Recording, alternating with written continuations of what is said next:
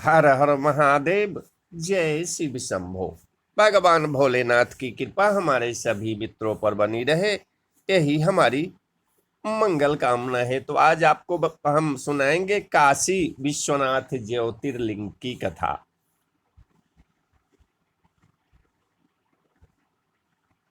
रामचरितमानस में गोस्वामी जी लिखते हैं, विश्वनाथ अममनाथ पुरारी, अत्रिभुवन महिमा विदित तुम्हारी।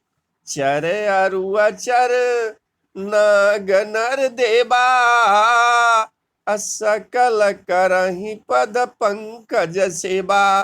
पार्वती जी ने भगवान भोलेनाथ को कहा कि हे संसार के स्वामी, हे मेरे नाथ, हे त्रिपुरासुर का वध करने वाले, आपकी महिमा तीनों लोकों में विख्यात है। चर अचर नाग मनुष्य और देवता सभी आपके चरण कमलों की सेवा करते हैं।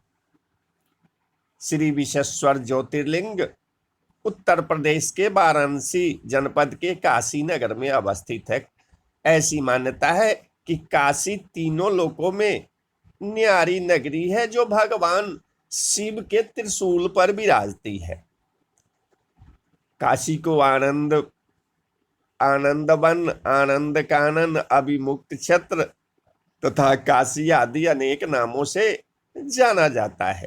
काशी साक्षात सर्व तीर्थमयी, सर्व संतापहारिणी तथा मुक्तिदायिनी नगरी है। निराकार महेश्वर ही यहाँ भोलेनाथ श्री विश्वनाथ के रूप में साक्षात विराजमान है।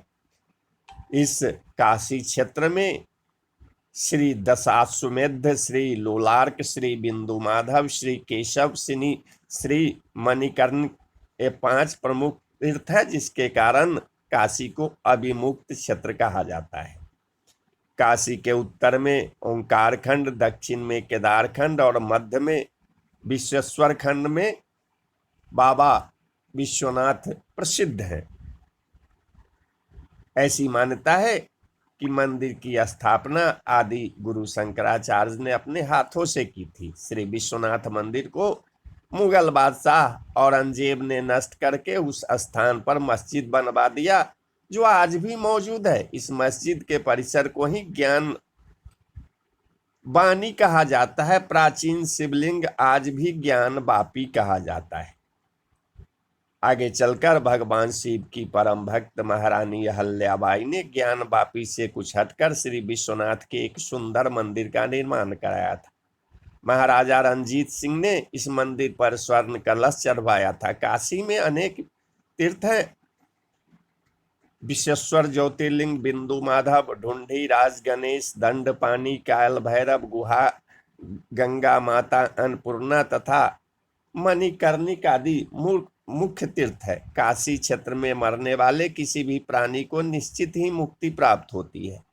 जब कोई मर रहा होता है, उस समय भगवान श्री विश्वनाथ उसके कानों में तारक मंत्र का उपदेश करते हैं, जिससे वह आवागमन के चक्कर से छूट जाता है, अर्थात इस संसार से मुक्त हो जाता है।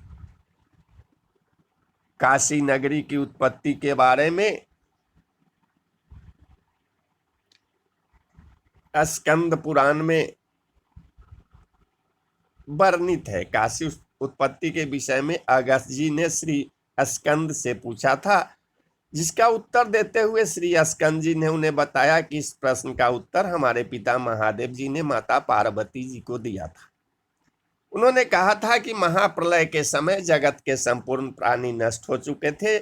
सब जगह घोर अंधकार छाया हुआ था। उस समय सत्व स्वरूप ब्रह्म के अतिरिक्त सूर्य, नक्षत्र, ग्रह, तारे आदि कुछ भी नहीं थे। केवल एक ब्रह्म का अस्तित्व था, जिसे शास्त्रों में एकमेवा द्वितीयम कहा गया है। ब्रह्म का न तो कोई नाम है और न रूप, इसलिए वह मन, वाणी आदि इंद्रियों का विषय नहीं बनता है।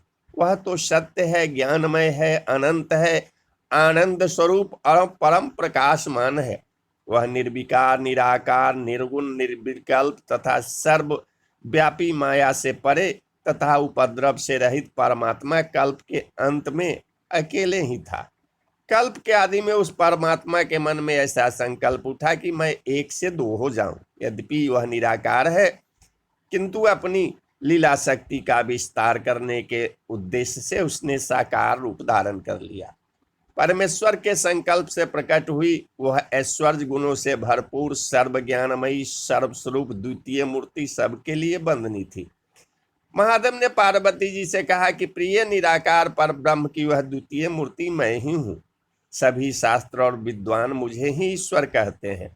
साकार रूप में प्रकट होने पर भी मैं अकेला ही अपनी इच्छा के अनुसार विचरण करता हूँ। मैंने ही अपने शरीर से कभी अलग न होने वाली तुम प्रकृति को प्रकट किया। तुम ही गुणवती माया और प्रधान प्रकृति हो।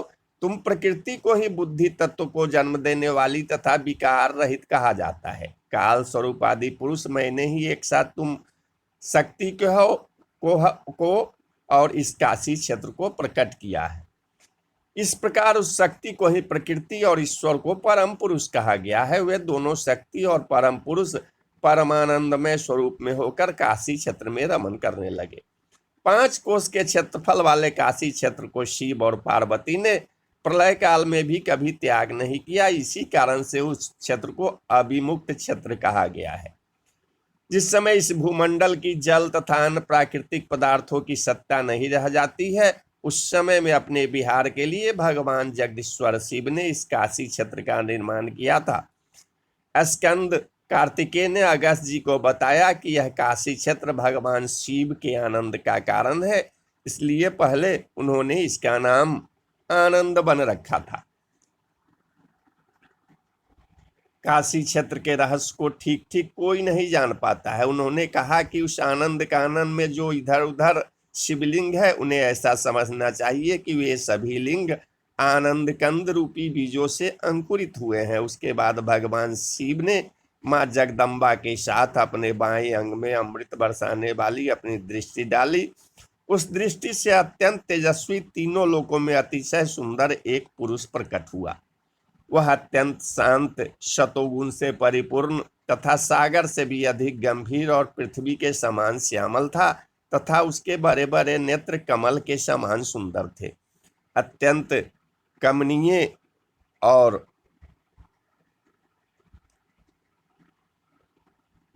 रमणीय होते हुए भी प्रचंड बाहुओं से सुशोभित वह पुरुष सुवर्ण रंग के 2 पीतांबरों से अपने शरीर को ढके हुए था। उसके नाभि कमल में बहुत ही मनमोहक सुगंध चारों ओर फैल रही थी। देखने में वह अकेले ही संपूर्ण गुणों की खान तथा समस्त कलाओं का खजाना प्रतीत होता था। वह एकाकी ही जगत के सभी पुरुषों में उत्तम था, इसलिए उसे पुरुषोत्तम कहा गया। सब गुणों से विभूषित उस महान पुरुष को देखकर महादेव जी ने उसे कहा कि अच्युत, तुम महाविष्णु हो। तुम्हारे सांस से वेद प्रकट होंगे, जिनके द्वारा तुम्हें सब कुछ ज्ञान हो जाएगा, अर्थात तुम सर्वज्ञ बन जाओगे। इस प्रकार महाविष्णु को कहने के बाद भगवान शंकर पार्वती के साथ विचरण करते हुए आनंद वन में प्रवेश कर गए। पुरुषोत्तम भगवान विष्णु जब ध्यान में बैठे थे तो उनका मन तपस्या में लग गया। उन्होंने अपने चक्र से एक सुंदर पुष्करणी खोदकर उसे अपने शरीर के पसीने से भर दिया। उसके बाद उस सरोवर के किनारे उन्होंने कठिन तपस्या की, जिससे प्रसन्न होकर पार्वती के साथ भगवान शिव वहां प्रकट हो गए। उन्होंने महाविष्णु से वर मांगने के लिए कहा तो विष्णु ने भवानी सहित हमेशा उनके दर्शन की इच्छा व्यक्त की। भगवान शिव सदा दर्शन देने के वचन को स्वीकार करते हुए बोले कि तुम मेरे मणिमय कर्णिका यहाँ गिर पड़ी है, इसलिए यह स्थान मणिकर्णिका तीर्थ के नाम से निवेदन किया है। चूंकि मुक्तामय कुंडल यहाँ गिरा है, इसलिए यह मुक्ति का प्रधान क्षेत्र माना जाए, अर्थात अकथनीय ज्योति प्रकाशित होती रहे। इसी कारणों से इसका दूसरा नाम काशी भी स्वीकार हो। विष्णु ने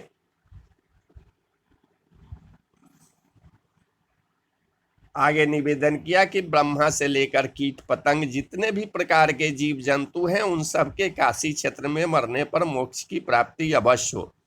उस मणिकर्णिका तीर्थ में स्नान, संध्या, जप, हवन, पूजन, वेदाध्ययन, तर्पण, पिंडदान, 10 महादान, कन्यादान, अनेक प्रकार के यज्ञों तथा शिवलिंग स्थापना आदि शुभ कर्मों का फल मोक्ष के रूप में प्राप्त हो। जगत में जितने भी क्षेत्र हैं उनमें सर्वाधिक सुंदर और शुभकारी हो तथा इस काशी का नाम लेने वाले भी पाप से मुक्त हो जाए। महाविष्णु की बातों को स्वीकार करते हुए शिव ने उन्हें आदेश दिया कि आप विविध प्रकार की यथायोग सृष्टि करो और उनमें जो कुमार्ग पर चलने वाले दुष्ट आत्मा है उनके संहार में भी कारण बनो। 5 कोस के क्षेत्रफल में फैला यह काशी धाम मुझे बहुत प्रिय है। मैं यहाँ सदा निवास करता हूँ, इसलिए इस क्षेत्र में सिर्फ मेरी ही आज्ञा चलती है, यमराज आदि किसी अन्य की नहीं। इस अभिमुक्त क्षेत्र में रहने वाला पापी हो अथवा धर्मात्मा, उन सब का शासक अकेला मैं ही हूँ। काशी से दूर रहकर भी जो मनुष्य मानसिक रूप से इस क्षेत्र का स्मरण करता है उसे पाप स्पर्श नहीं करता है और वह काशी क्षेत्र में पहुंचकर उसके पुण्य के प्रभाव से मुक्ति को प्राप्त कर लेता है।